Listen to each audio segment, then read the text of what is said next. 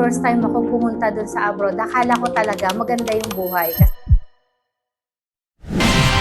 Kahit malaki ang kinikita abroad, may mga kababayan tayong OFW na hindi nakakaipon o hindi nakakapagnegosyo.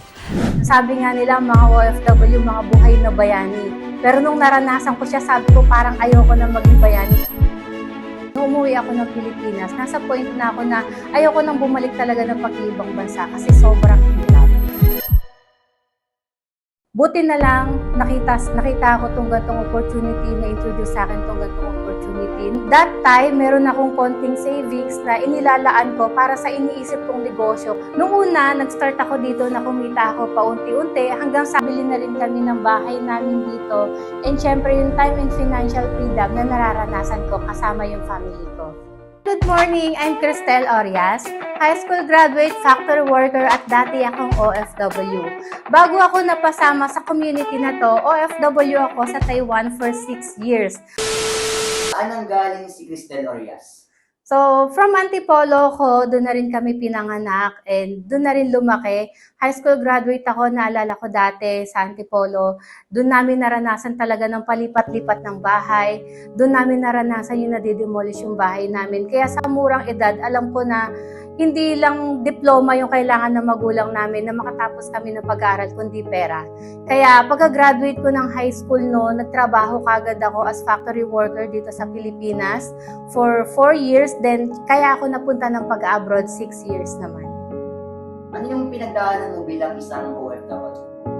Bilang OFW dati, nung first time ako pumunta dun sa abroad, akala ko talaga maganda yung buhay. Kasi syempre nakikita natin, magaganda yung picture, akala natin maganda yung nararanasan nila roon, masasarap yung pagkain. Kaya lang nung naandun na ako bilang OFW, sabi nga nila mga OFW, mga buhay na bayani. Pero nung naranasan ko siya, sabi ko parang ayoko na maging bayani. Kasi alam mo yung nandun ka, kahit mas malaki pa yung kinikita mo sa ibang bansa, kapag pinadala mo siya dito sa Pilipinas, maliit na pera lang pala siya. Kaya hindi siya talaga sapat para baguhin yung sitwasyon ng buhay natin. Ano po yung naging turning point mo? Bakit ka na-involve sa ganitong business? Paano ka na-introduce sa ganitong platform? So, after 6 years ko nun sa pag-abroad, nung umuwi ako ng Pilipinas, na that time, meron akong konting savings na inilalaan ko para sa iniisip kong negosyo. So, pinakita sa akin yung platform, pinakita sa akin yung community na tutulong sa akin. So, naisip ko, why not subukan ko siya? Kasi marami rin naipakilala sa akin na mga katulad ko na OFW, high school graduate, iba-iba yung background na naging successful din dito. With this business, nakita ko, mumuhunan ka ng maliit na pera, pero ang kapalit naman nito, magandang buhay para sa family mo. Nung una, nag-start ako dito na kumita ako paunti-unti hanggang sa along the process, dito ko na unti-unti naranasan din na makuha yung mga goals ko. Ito kami nagkaroon ng sarili naming bahay, nakabili ng mga sasakyan, yung mga travels, local and international, yung freedom na kumikita ka habang kasama mo yung pamilya mo. Sobrang blessed ako kasi kung hindi po ako sumubok sa ganitong klaseng opportunity, malamang sa mga panahon na to, nag-a-abroad pa rin ako at pilit kong pinagkakasya yung sweldo ng katulad natin mga OFW na kung tutuusin, hindi talaga sapat para sa pamilya. Ano yung ma-advise mo sa mga kababayan natin na nagtatrabaho?